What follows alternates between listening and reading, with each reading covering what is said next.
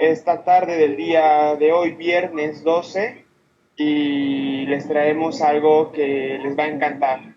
Estamos con RUGED, la red universitaria de género, y tenemos cuatro exponentes que nos van a hablar respecto a este nuevo proyecto, todo lo que conforma y el núcleo que realmente está creciendo a través de estas nuevas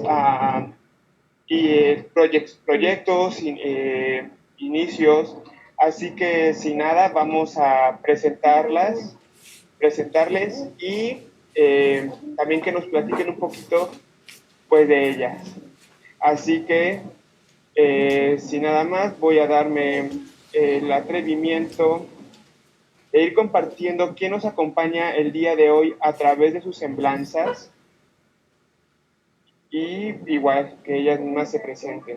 Así que voy a comenzar con Malena Stech, que nos dice, coordinadora de la RUGETS de la UDAL, es licenciada en Ciencia Política y magíster en Gobierno, Liderazgo y Política Pública, coordinadora del área de políticas de bienestar en la Universidad Nacional de Avellaneda y parte del equipo interdisciplinario del protocolo de intervención ante situaciones de violencia machista, acoso sexual y o discriminación por la identidad de género y o vivencia de la sexualidad en el ámbito de la Universidad Nacional de Avellaneda.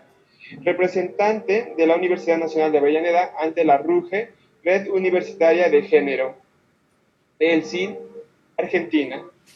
De igual manera, tenemos a Victoria Primante, que nos dice coordinadora de la RUGETS UDUAL, licenciada en Psicología por la UBA, maestranda en Salud Mental Comunitaria por la UNLA, coordinadora del Programa Transversal de Política de Géneros y Diversidades de la Universidad Nacional de Avellaneda. Es integrante del equipo interdisciplinario que implementa el protocolo de intervención ante situaciones de violencia machista, acoso sexual y o discriminación por identidad de género y o vivencia de la sexualidad en el ámbito de la Universidad Nacional de Avellaneda, representante de la UNDAD ante la RUGE, Red Universitaria de Género, y contra las violencias del CIN, Consejo Universitario Nacional Argentina. Y bueno, también tenemos a Analjí Aguirre, es doctora en Humanidades con especialización en Teoría Literaria, Universidad Autónoma Metropolitana UAM Iztapalapa. Es integrante de equipos de investigación, la emergencia de nuevos géneros en Hispanoamérica, fines del siglo XX, principios del siglo XXI, Facultad de Filosofía y Letras, Universidad Nacional de Cuyo, Mendoza, Argentina. Ha dado seminarios y talleres sobre la presentación de las mujeres en el cine, la televisión y la literatura, además de publicar artículos en revistas especializadas. Bueno, hasta aquí las semblanzas que nos han mandado. Nosotros agradecemos a todas ustedes. La verdad es que esta entrevista tiene un poder femenino muy, muy grande. Yo admiro muchísimo este espacio que nos han brindado para conocerlas un poco más, tanto personalmente como en sus proyectos personales y laborales. Así que me gustaría conocerlas, me gustaría que se presentaran un poquito, no sé qué quieran decirles a las personas que nos están viendo, que se están conectando actualmente, y les dejo el micrófono abierto para que comencemos después con la presentación que les tenemos preparados. Bueno, muchas gracias, Jackson, por la presentación. Gracias a la revista Caracola Magazine por habernos contactado, por habernos invitado a participar de este espacio que entendemos que ya tuvo otras entrevistas con otras referentes del área, de diferentes temáticas. Así que, bueno, gracias por el espacio. Como nos presentaste recién, con Victoria trabajamos en la Universidad Nacional de Avellaneda. acá en Argentina, un poco lejos de México estamos, y con otro clima que vemos que están un poco abrigados por allá, pero acá estamos disfrutando de los últimos meses del verano. Y desde Argentina estamos articulando desde hace ya 2 años con Analí, con la gente de la Unión de Universidades de América Latina y el Caribe, en este proyecto que es súper ambicioso, que es la Red Universitaria de Géneros de diversidad sexual y equidad para toda la región, ¿no? Es un proyecto que lleva ya 2 años y, como decíamos recién, es un proyecto súper ambicioso por la escala, por las instituciones a las que aspira, nuclear, y por la llegada, ¿no? Entonces, bueno, gracias por este espacio. No sé si te dejo la palabra, Vicky. Bueno, hola a todos, a todas, a todos. Sí, como dice Male, es un proyecto ambicioso y que como tal nos entusiasma.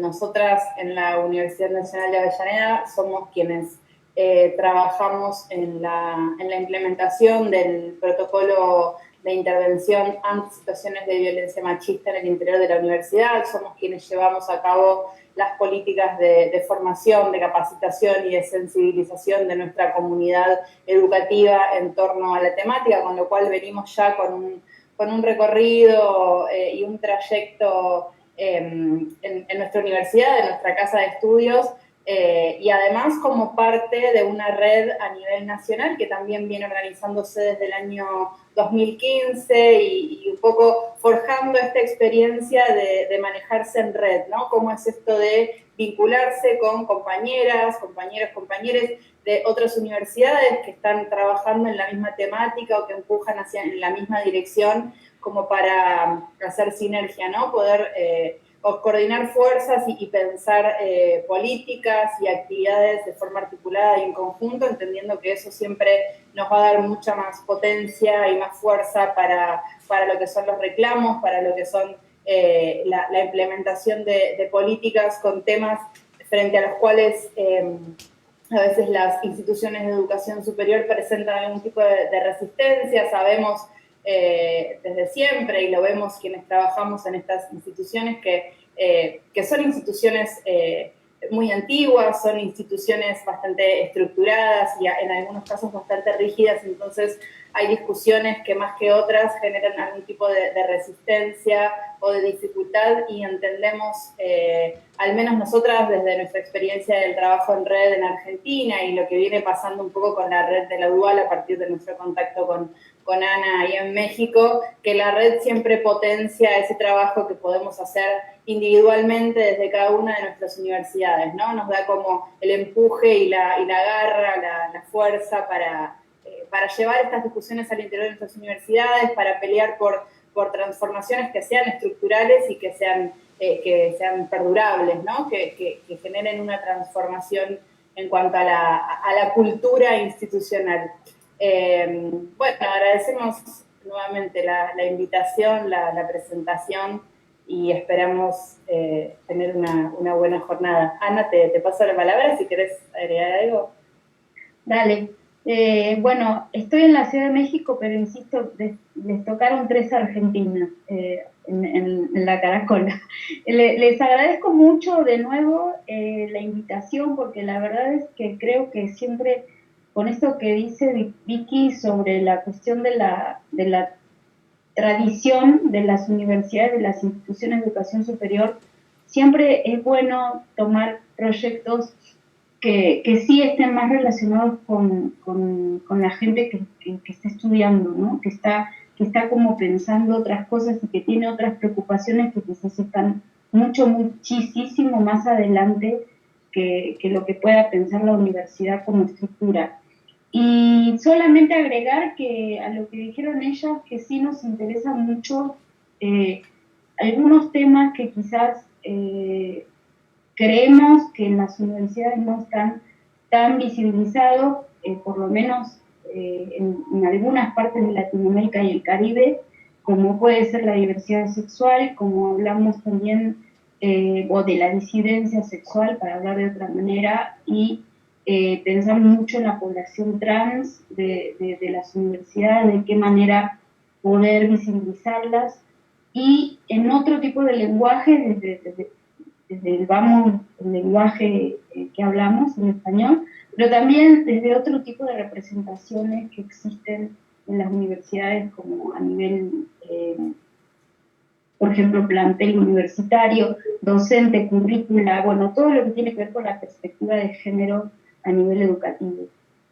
Pero solo nada más que, aunque es una red institucional que, como bien dijo Malena, pertenece a la Unión de Universidades de América Latina y el Caribe, la UAI, que tiene sede aquí en la Ciudad de México, es una institución que está abierta a diferentes organizaciones y proyectos para poder de alguna manera coordinar o lograr un proyecto. Eso sería todo por mi parte. Súper, pues vemos cómo se va coordinando estas participaciones de estas 3 argentinas que nos tocaron.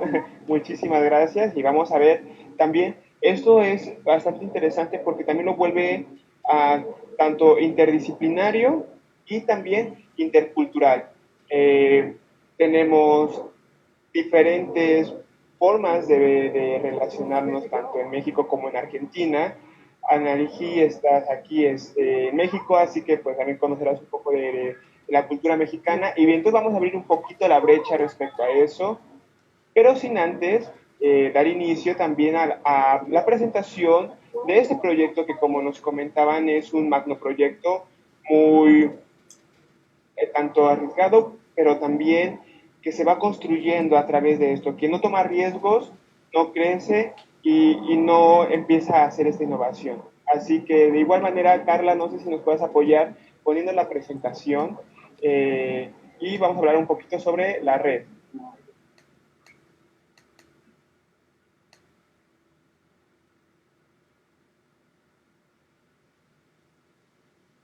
Súper. Ahora tenemos la presentación de Red Universitaria de Géneros, Equidad y Diversidad Sexual. No sé si le puedas pasar, ya hicimos las presentaciones de las semblanzas, así que si me podemos adelantar a el logo. Ok, bueno, ahí tenemos a la Rujets y nos dice, desde UDUAL creamos esta red entre nuestras instituciones de educación superior afiliadas para comunicar y producir conocimiento referido a la transversalización e institucionalización de la perspectiva de género, la equidad y sexualidades diversas. Me gustaría, abriendo esta brecha, quien guste tomar la palabra, que nos explique un poco qué es esta red, cómo se conforma, cómo nació y por qué es un proyecto tan grande y que puede ir creciendo más. Así que nos gustaría que nos explicaran esa parte. ¿Querés, Ana, que diga algo de eso? Dale. Nosotros justo hace poco escribimos con Male un capítulo para un libro acá en Argentina en el que intentamos recuperar y reponer un poco de la historia del surgimiento de la red, porque muchas veces, como pasa con muchos espacios o con muchas redes, es que la constitución se da de forma medio autogestiva y casi sin que una se vaya dando cuenta. Creo que el antecedente más importante que pudimos ubicar fue la CRES, que es la Conferencia Regional de Educación Superior en el año 2018, que se llevó adelante en la provincia de Córdoba, en la Universidad Nacional de Córdoba, acá en Argentina, en la que participaron autoridades y además docentes, trabajadores, trabajadoras y estudiantes de universidades de toda América Latina y el Caribe. Y fue uno de los temas de discusión más importantes, ¿no? La falta de espacios y de lugar en las currículas, en las estructuras institucionales, en la formación de áreas que trabajaran la temática y la perspectiva de género. Entendemos que hubo una reunión de rectores y de rectoras en las cuales se conversó sobre esto y se asumió una especie de compromiso de cara a los siguientes encuentros entre rectores y rectoras que forman parte de la UDUAL, de hacer algo en torno a esta agenda, ¿no? Un poco ahí una discusión que ya venía dándose, pero que aparece fuertemente como una deuda en este contexto, empieza a generar algún tipo de compromiso en torno a esta agenda, y posteriormente, corregime Ana, creo que fue en el encuentro en Costa Rica, que se discutió la creación. Sí.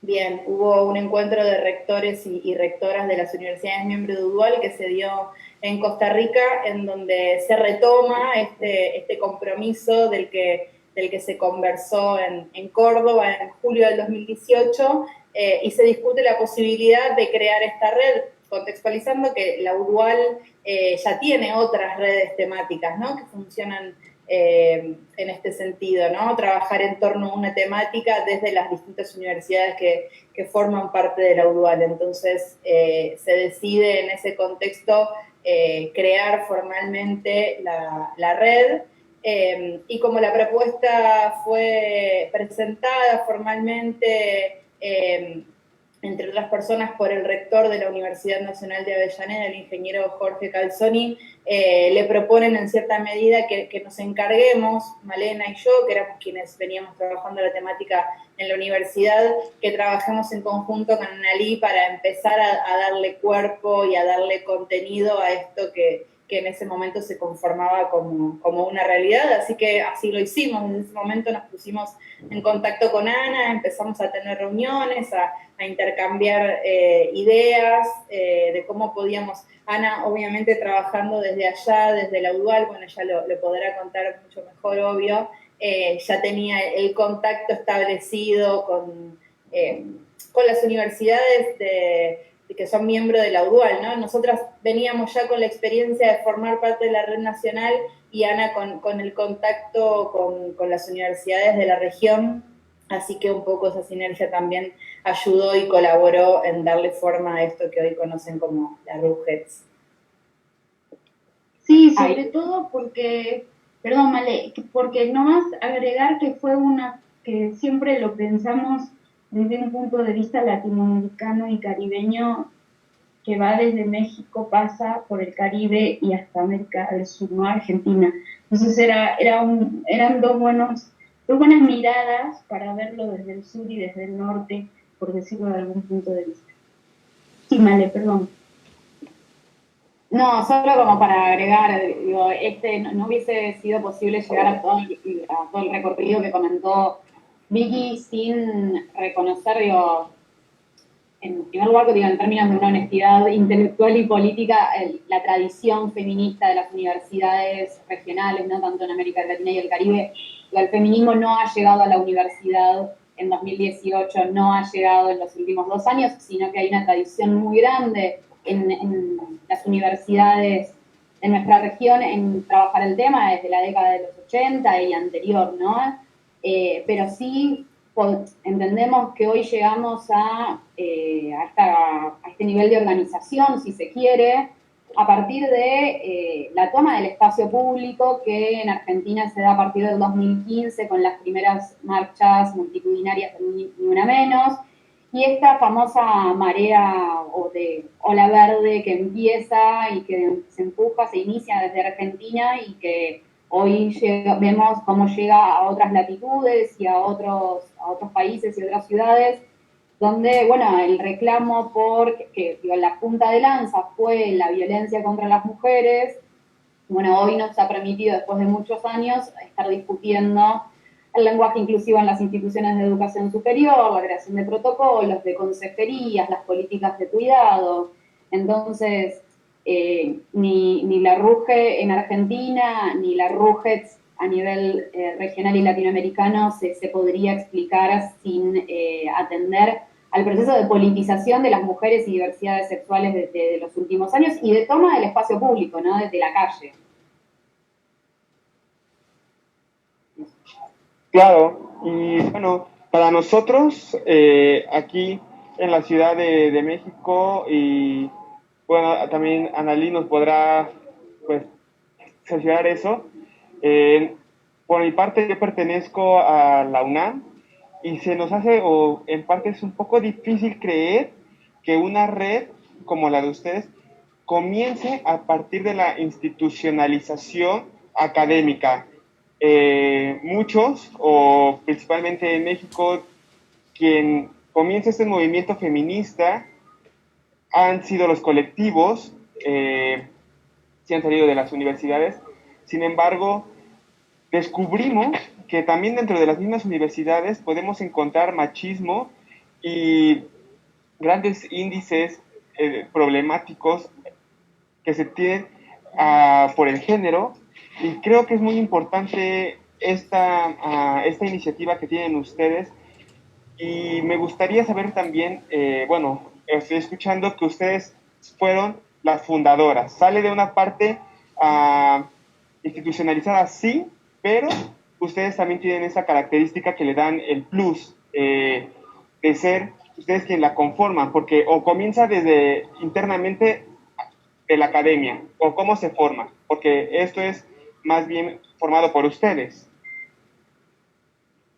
Sí, ahí para retomar un poquito con esto que mencionábamos antes, ¿no? Esta historia de la cual comentó Vicky.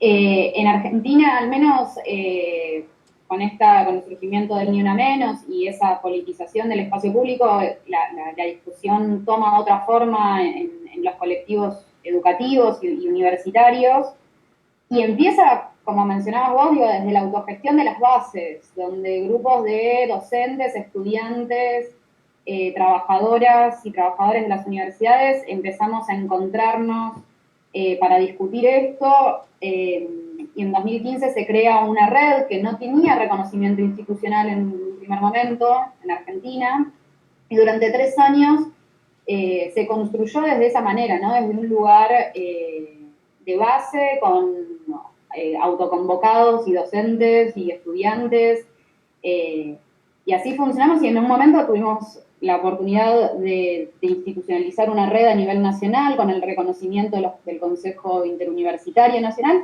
Y bueno, en esa institucionalización se ganan algunas cosas, se pierden otras, pero bueno, ha sido un paso que como colectivo en las universidades hemos decidido dar.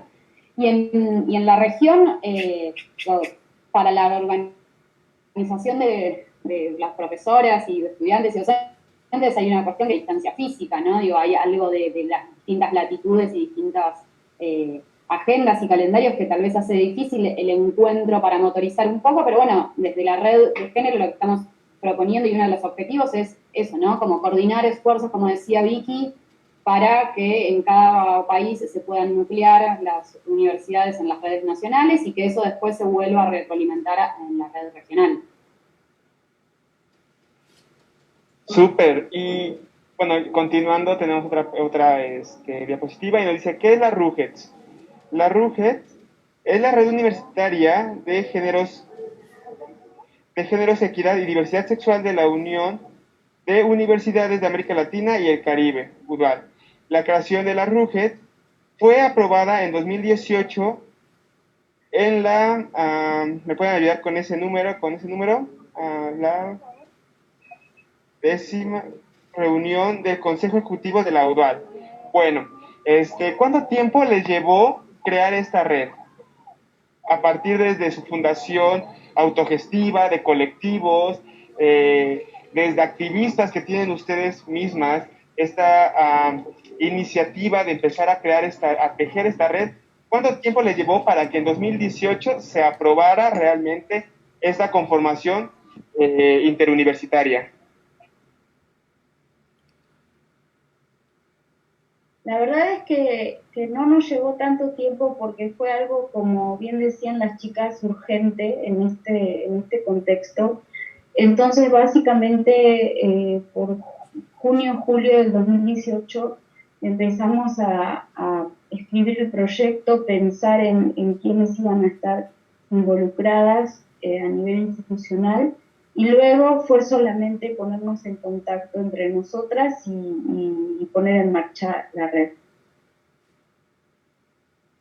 Súper, bueno, ahora ya que conocemos la parte interna de cómo se ha ido formando, ya tenemos este núcleo, ahora me gustaría que empezáramos a hablar un poquito sobre las problemáticas que han observado, qué es lo que les ha costado, pero principalmente me gustaría conocer y que ya empezáramos como que a abrir la brecha cultural, tanto de Argentina como de México. Ustedes la aterrizan en las universidades. Sin embargo, las universidades también son un punto crítico y en donde podemos observar mayor discriminación tanto a la comunidad trans como también de los mismos profesores hacia las mujeres y muchísimo machismo dentro de estas instituciones. ¿Qué logra Ruggets o qué es lo que busca hacer en ese contexto? ¿Cómo lo está llevando o cómo lo maneja? ¿O cómo funciona a partir de ustedes? Yo creo que una de las tareas principales, como decía Male hace un rato, los feminismos dentro de las universidades se dieron como una de las tareas primarias y más urgentes, el trabajo de atención de los casos y las situaciones de violencia por razones de género. Más o menos en distintas modalidades, en la mayoría de las universidades de la región. Digo, esto es un problema estructural de la sociedad, entonces entendemos que es un problema del cual no está ajeno ninguna institución de educación superior. Sí fue bastante diverso el modo en que las instituciones fueron respondiendo, ¿no? Nosotras, por ejemplo, hablamos de lo que conocemos y de nuestro caso en Argentina. Esta red nacional que se conformó trabajó fuertemente en impulsar la creación de protocolos, que es la forma en la que le llamamos a la herramienta normativa a través de la cual se pone en marcha un procedimiento para abordar las situaciones de violencia machista o de violencia por razones de género en el ámbito universitario. Entonces, es algo que efectivamente ocurrió en Argentina, velozmente. Casi el total de las universidades del país, que son más de 60, ya tienen creado, aprobado y en marcha su protocolo. Y esto nos permitió empezar a trabajar otros temas, ¿no? Lo urgente y lo que nos convocó fue empezar a trabajar la prevención y la erradicación de la violencia, y a partir de ahí nos encontramos y empezamos a pensar en la posibilidad de trabajar otros temas, ¿no? Otros tipos de desigualdades, otros tipos de inequidades. Empezamos a trabajar de qué forma podíamos pensar en un cupo en la paridad de género, en el cupo laboral trans, en el lenguaje inclusivo, en espacios de consejería en sexualidades. Digo, toda una serie de temas que las universidades pudieron empezar a trabajar y pensar, pero que hubiese sido muy difícil si ese camino no hubiese sido allanado o abierto por este tema que nos convocó con tanta urgencia a todas las universidades en común, ¿no? Entonces me parece que desde la red venimos lógicamente siguiendo ese mismo camino. Inicialmente nos propusimos acompañar el proceso de que cada universidad que forma parte de la red en los distintos lugares de la región pudiera darse sus propios mecanismos para hacer frente a situaciones de violencia al interior de sus instituciones. Nosotras, nuestra experiencia nos dice que el protocolo es una buena herramienta, que después obviamente tiene que ser complementada con otras acciones, porque si no, el protocolo por sí solo no resuelve nada, pero sí nos propusimos como una de las líneas de trabajo acompañar la creación de este tipo de instrumentos que les permitan a las universidades dar respuesta a la problemática de la violencia, que por supuesto es una problemática que se encuentra presente en todas las instituciones, según entendemos. Totalmente de acuerdo. Y bueno, continuando con esta temática que estamos llevando, tenemos en la diapositiva, tomamos uno de sus objetivos que tiene en su página web respecto a la red y dice: generar capacidades en los sistemas universitarios de América Latina y el Caribe para darle sustento y continuidad a políticas integrales y transversales orientadas a la construcción de equidad, respeto e inclusión de mujeres y diversidades sexuales. Una vez dicho esto, nos gustaría que nos compartieran cómo es su protocolo, cuál es este tipo de protocolo que llevan y algunos tips para que en México también comiencen a generarse este tipo de redes, este tipo de movimiento. Y lo digo porque a pesar y también a partir de la pandemia se pudieron mostrar muchos casos de misoginia de profesores de la misma Universidad Autónoma de México, en donde pues, no cabe duda que estamos frente a un problema que tiene que ser trabajado, tiene que ser,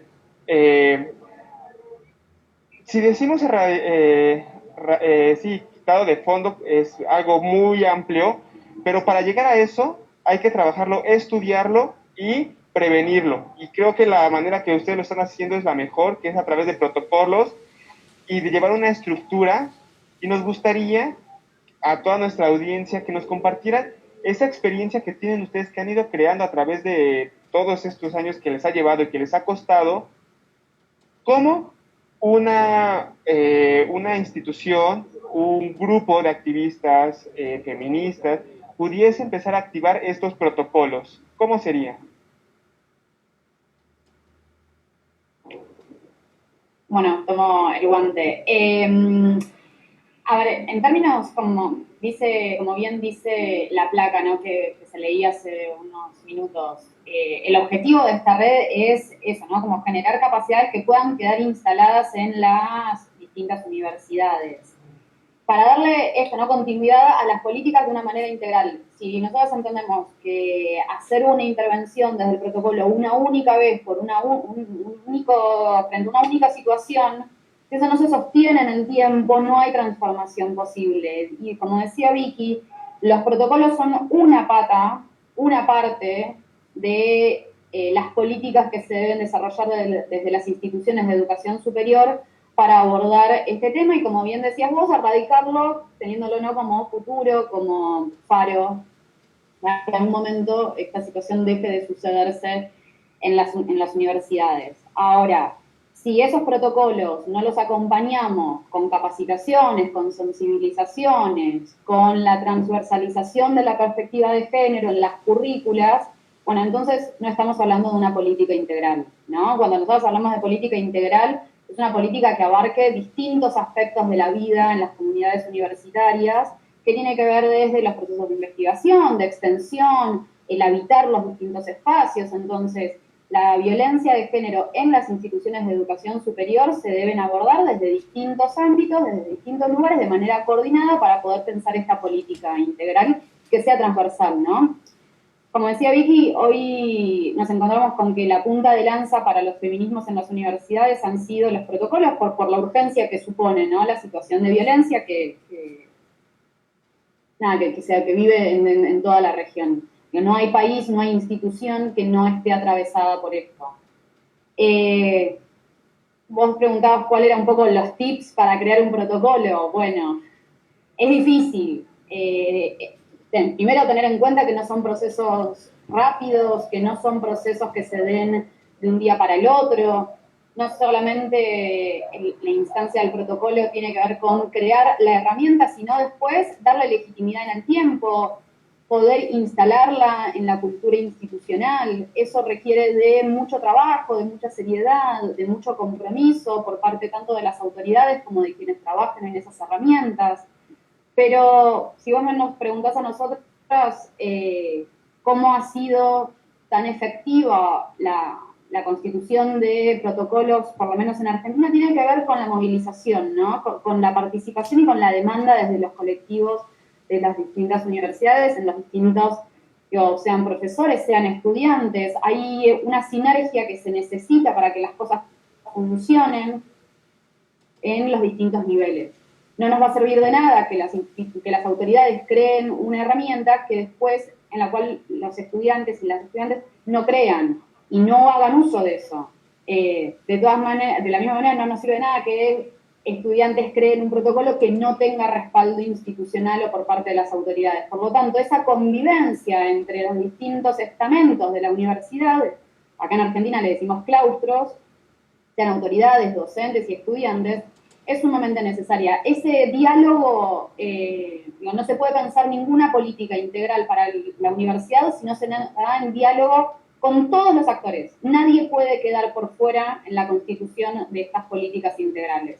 Porque si no, no va a llegar a todos lados, por lo tanto, no va a estar legitimado por todos los actores, y eso es lo que se necesita para poder tener una continuidad en el tiempo, ¿no? Y que sea realmente transformadora. Yo quería agregar, Male, a lo que dijiste, que por cierto, el año pasado, uno de los primeros proyectos que hicimos como red fueron talleres justamente para el protocolo. Y la idea que tiene que ver con el objetivo de cualquier red es poder ponernos en contacto y ayudarnos mutuamente. Entonces, estos talleres fueron virtuales antes de la pandemia. Lo hicimos por una cuestión de distancia, porque estábamos en diferentes partes de Latinoamérica y el Caribe, y están en la página de YouTube de la red, de la RUGETS. Están que una vez que entren a la página de la RUGETS, ahí pueden encontrar el canal de YouTube, donde van a encontrar también, respecto a la pregunta que vos hiciste al comienzo, Joxan, es de cuáles fueron los temas que nos interesaron o que nos importaron, y tomando lo que dice Malena respecto al activismo, que Cecilia Cruz, que es nuestra difusora y organizadora de todas estas cuestiones, que está siempre por detrás, me envía como una pregunta en Facebook que me gustaría enlazarla con lo que dice Malena, con lo que dijo, que dice: las que somos feministas, ¿cómo puede ser el acercamiento de colectivas universitarias con autoridades académicas, teniendo en cuenta el machismo en instituciones que existen, ¿no? El machismo que existe. Y yo creo que justamente aquí es donde está la red, para que estas personas, estudiantes, que quizás tienen esa distancia con las autoridades, y que lo entendemos y pasen todos los vínculos de la universidad, también tienen que ver, por supuesto, que el tema, la cuestión del machismo y el patriarcado siempre va a ser una de las grandes barreras para poder acceder o pedir cosas o estar hablando de estos temas, ¿no? Entonces, no sé quién fue esta chica que habló, Michelle Rodríguez, que dejó, que si quiere dejarnos en la red su correo electrónico y decirnos a qué universidad pertenece, entonces empezamos a ponernos en contacto nosotras con las autoridades de su universidad para ver de qué manera podemos dialogar con estas colectivas que finalmente, insisto, aunque esto es muy institucional y está con estos rangos universitarios, lo que importa siempre son los estudiantes. Sí, ahí me tomo el atrevimiento de continuar lo que decía Analí, ¿no? Y reforzar esto de la idea de la articulación. Las colectivas estudiantiles tienen que poder articular con docentes, tienen que poder articular con investigadoras, tienen que poder articular con trabajadoras. Los movimientos de masas y militantes tienen más fuerza en tanto y en cuanto sean más diversos, ¿no? Y en una institución como las universitarias, cuanto más llegada tengan a distintos perfiles, más fuerte va a ser el reclamo, ¿no? Y se requiere de mucho diálogo, de mucha, a veces, paciencia, que las situaciones a veces no nos apremian. Pero bueno, eso, la articulación con distintos claustros, juntando fuerzas y capitalizando las discusiones. Ok, bueno, agradecemos a Michelle Rodríguez, es una de nuestras colaboradoras, quien se encarga del área de feminismo. Ella está en Tlaxcala, en la Universidad de Tlaxcala, en la ciudad del país de México.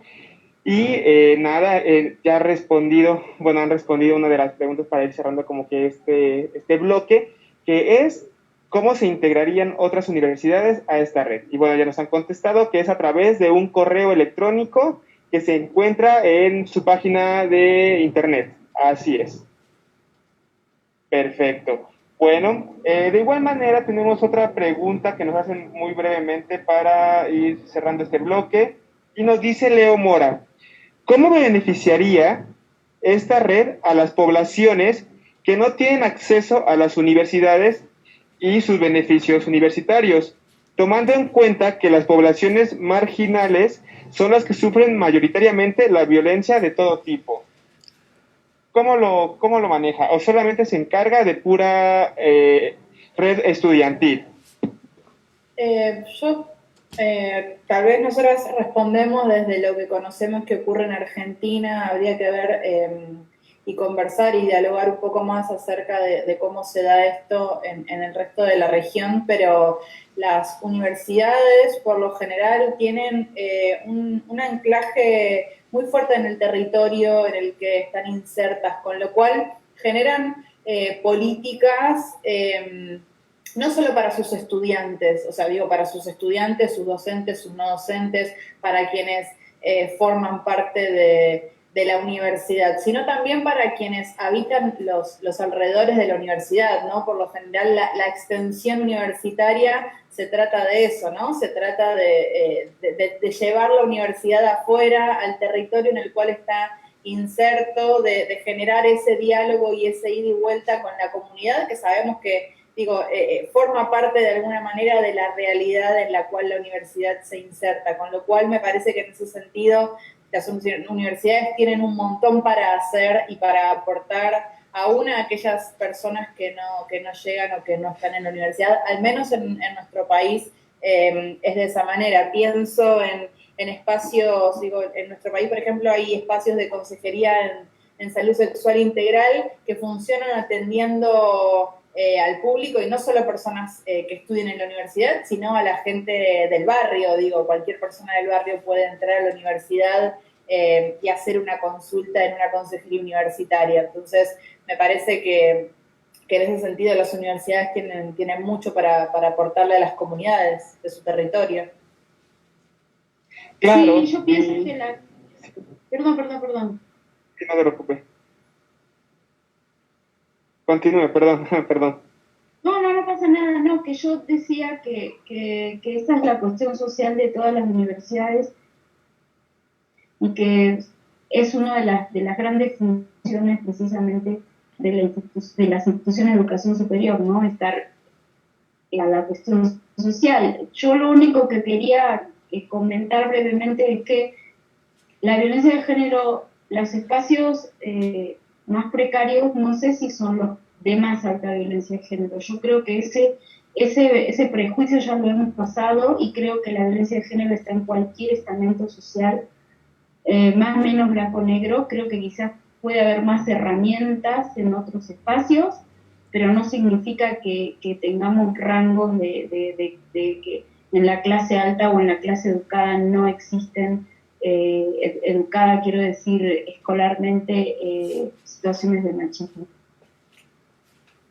Claro, y también tienen, bueno, lo que bien comenta la doctora, pues también se combina en esta parte de la climatización que se va dando en cada país, ¿no? Es muy diferente la cultura que se tiene en Argentina como la que se tiene en México, también los índices poblacionales, académicos, tanto también económicos, que eso va formando pues una integridad de todo esto que conforma la violencia de género. Con ello, queremos agradecerles este bloque respecto a lo que es la RUGE, cómo se pueden conectar. Realmente es muy sencillo, lo buscan así en Google y les va a aparecer para empezar a encontrar toda su información, el canal de YouTube, las ligas que entren para que también encuentren los correos electrónicos de cómo se van a integrar en otras universidades.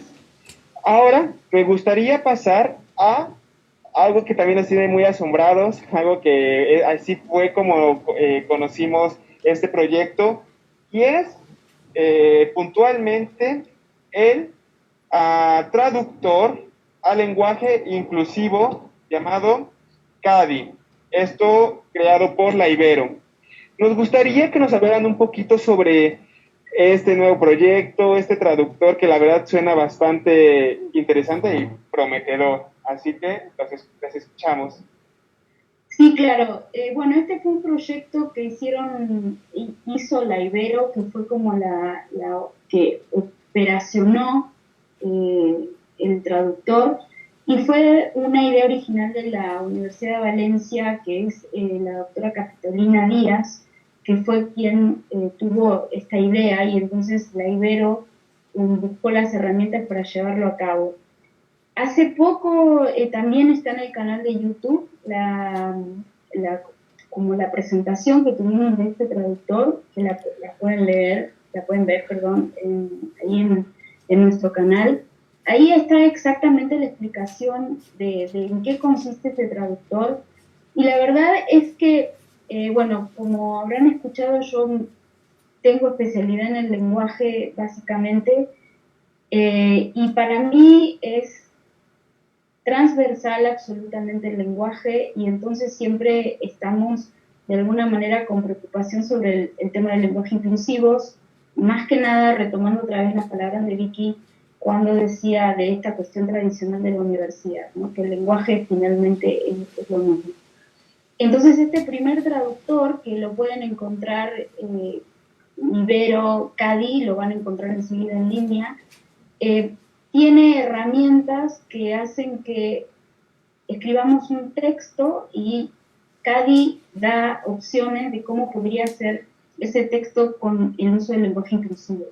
Además, tiene otro factor muy, muy interesante, para mí lo más interesante, exactamente así como dice ahí, y es que podemos, como personas participantes del diccionario, del traductor, perdón, agregar al diccionario otras posibilidades, si no nos parece, ¿no? Decir, bueno, si no parece esta, podemos poner esta otra, podría decir de esta, podría decir lo otro, y entonces lo mejor que tiene esto es una perspectiva a futuro, porque suponemos que en un año va a haber una cantidad bastante grande en el lenguaje respecto a la inclusión, sobre todo porque ya saben que la gran lucha, podríamos decir, si es que es una lucha, o la gran presencia, mejor dicho, es la de la Real Academia Española, que finalmente para las personas que trabajamos escribiendo textos siempre es un poco la regente.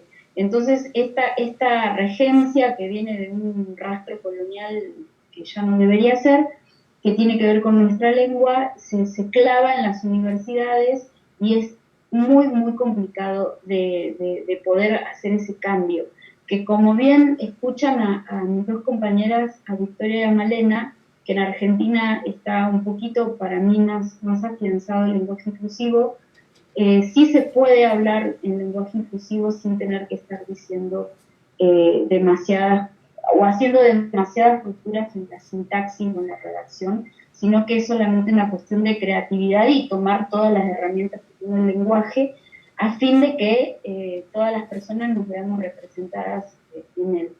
Pero en esto consiste el CADI. La verdad es que Elvia González del Pliego Dorantes, que es otra gran participadora participadora de la RUGET, estuvo a cargo de la puesta de este traductor, y cualquier pregunta, la verdad es que tanto Elvia como Capitolina son las personas indicadas para contestar, puede ser a través de la RUGET sin ningún problema, pero ellas son las que han estado en la base de todo esto, y les invito a ver este pequeño diálogo que tuvimos con ellas dos, donde ellas explican cuál fue el proceso, qué tiempo llevó, con qué especialistas contaron para lograr ciertos acervos para tener más palabras o más posibilidades para usar el lenguaje inclusivo. Ok, está bastante interesante. Ahora me surge una pregunta. Se dice, vamos a ver si es cierto, que el lenguaje no se crea ni se destruye, solo se transforma. Hemos visto que a través de los años el lenguaje se ha ido transformando, y esto es para nombrar las cosas que día a día se van actualizando, como hemos visto con la tecnología, como hemos visto con las nuevas aportaciones de libertad sexual, y es por ello que hemos estado internando o interiorizando también a la parte del lenguaje. Con ello, me gustaría saber qué realmente representa el lenguaje inclusivo y cuál sería el elemento o el factor clave que lo hace inclusivo. Estoy pensando en la letra E, estoy pensando en las X. ¿Cuál realmente es la posibilidad, sin decir esta es, solamente esbocemos una opción, cuál sería la posibilidad de tener un lenguaje inclusivo definido? ¿Cómo podría ir? ¿Cómo se podría ir construyendo? Bueno, tu pregunta es la de todos los millones de especialistas y las millones de especialistas que están viendo todo esto. Realmente lo del lenguaje definitivo es algo imposible, históricamente imposible, eso no se puede lograr ni se logrará jamás, afortunadamente. Solamente se puede llegar a ciertos acuerdos que, insisto, que van de la mano de estas grandes academias de la lengua, que más allá de que sí tengamos una libertad o podríamos decir una suerte de soltura para poder expresarnos de manera inclusiva, sí están los problemas, insisto, académicos, que para escribir una tesis, para escribir un artículo, para escribir un libro, ya hay que sí pensar en cómo se puede hacer ese lenguaje inclusivo. Lo que me estás preguntando de lo del lenguaje definitivo, que te digo, se puede abordar de dos maneras, según mi punto de vista. De una de las maneras es esto que hablamos de recurrir a ciertas herramientas del lenguaje, como por ejemplo estaba utilizando Victoria con el quién, quiénes, es una de las formas, como tantísimas otras hay. Y la cuestión de la E, que sabemos que es como una ruptura enorme, afortunada y enorme para el lenguaje, para el español.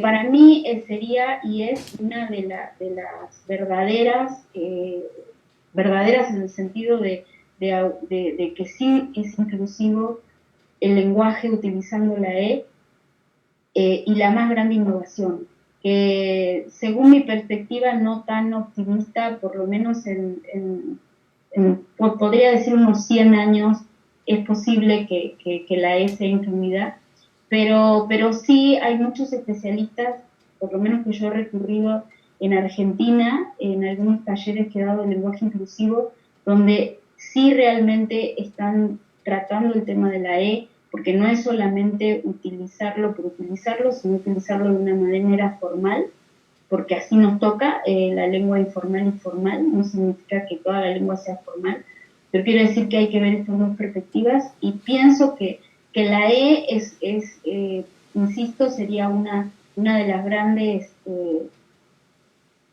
uno de los grandes aciertos y fortalezas que por ahora no va a pasar. Entonces mi única recomendación, que es la misma que estoy siguiendo yo, porque creo que estamos en una transición muy importante, es poder respetarse a sí mismos, a sí mismas, a sí mismas, y decir, yo puedo con el lenguaje inclusivo, no puedo con el lenguaje inclusivo, y está bien. O sea, porque es una transición, no es una imposición de todo el mundo tiene que hablar con el lenguaje inclusivo, porque me parece totalmente ridículo. Solamente creo que mi recomendación es utilizar un poco la retórica, estudiar un poco la lengua, porque hay mucha gente que habla sobre el lenguaje inclusivo y no sabe las cuestiones gramaticales de la lengua. Entonces eso sería otro de los puntos que, si queremos reformular o comentar o modificar o transformar, hay que saber, ¿no? Y luego poder decir esto sí, esto no, y esto blanco, esto no. Eso sería mi comentario. No sé si las chicas quieren...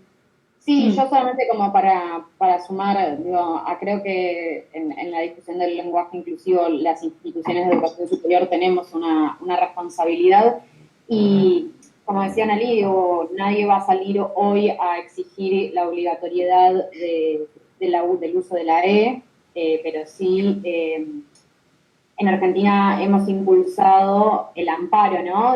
Bueno, tanto en la universidad donde trabajamos con Victoria como en muchas universidades de Argentina se han elevado proyectos en donde se autoriza a quien lo desee a presentar trabajos finales, tesis o proyectos de investigación con el uso de la E, y deben ser reconocidos y deben ser aceptados y no pueden ser calificados negativamente por ese uso del lenguaje. Digo, el lenguaje es un posicionamiento político y en tanto como tal hay que respetarlo, entonces está bueno que desde las instituciones tomemos esa responsabilidad de garantizarle a quien desee utilizar ese lenguaje que lo pueda usar tanto para sus proyectos, tesis, tesinas y trabajo final.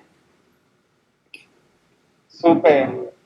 También hay que, bueno, reconocer que la sociedad, el mundo, está creada a través de convencionalidades. El mismo lenguaje es una convencionalidad y si nosotros nos ponemos de acuerdo, podremos hablar de manera inclusiva.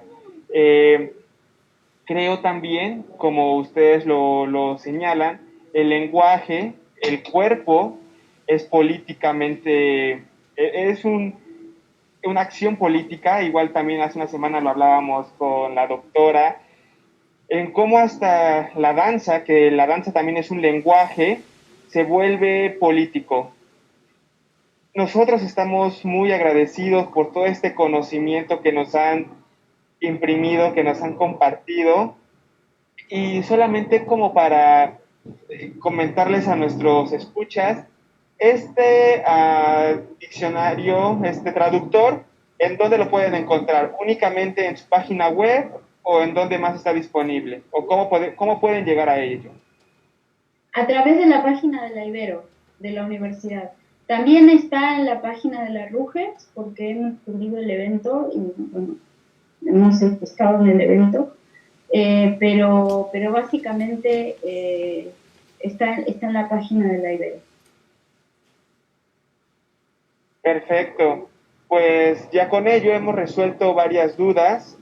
No nos queda más que agradecer a todas ustedes que se han tomado el tiempo, este espacio para compartirnos, sabiendo también que poco a poco se va construyendo una red más grande y que gracias a ustedes, las activistas que empiezan a crear esta innovación, comienza la semilla de un cambio. Caracola Magazine está encantado de recibirlas, de compartir este espacio. Nosotros les brindamos nuestra casa cuando gusten. México está abierto para ustedes totalmente. Queremos empezar a crear una red, al igual que ustedes, de intercomunicación intercultural, en donde podamos llegar a más gente, a más lugares, no solamente lo académico, sino también lo social, tanto lo político también, que ustedes lo tienen muy claro. Así que Caracola Magazine está encantado de ustedes, de tenerlas aquí. Cuentan con nosotros cuando quieran venir. Tienen aquí su casa en Puebla, en Tlaxcala, en Ciudad de México, en el Estado de México, en Veracruz. Estamos abiertos a todo. Así que Caracola Magazine, totalmente profundos como el mar. Y pues nada, solamente nos queda escucharles. No sé si gusten decir algo para cerrar, no sé si gusten compartirnos algo más o abrir otro tema. Nosotros encantados. Yo por mi parte agradecerte un montón el espacio y esta oportunidad de poder compartir lo que estamos haciendo en la RUGES y por supuesto invitarles a visitar la página web desde una cuestión desde nivel institucional, si son estudiantes, quizás ponerse en contacto con sus autoridades y ver de qué manera pueden trabajar junto con la red. Gracias. Sí, también de mi parte agradecerles muchísimo la invitación y bueno, desearles mucha suerte con ese proyecto de conformar una red, también ponernos a disposición para cuando lo deseen repetir alguna actividad en conjunto y bueno, eso, gracias nuevamente por la invitación. Gracias a ti. Hasta luego. Hasta luego y nada, solamente compartirles que todo el equipo de Caracola Magazine les envía un abrazo muy grande, nos quedamos sorprendidos. Igual, cuando ustedes gusten tener algunas con nosotros y gusten algún apoyo de difusión, nosotros encantados de seguir colaborando con ustedes. Somos una gran familia que los abrazamos.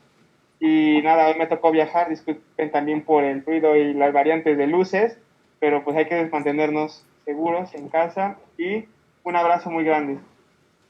Gracias a ustedes. Hasta luego, gracias.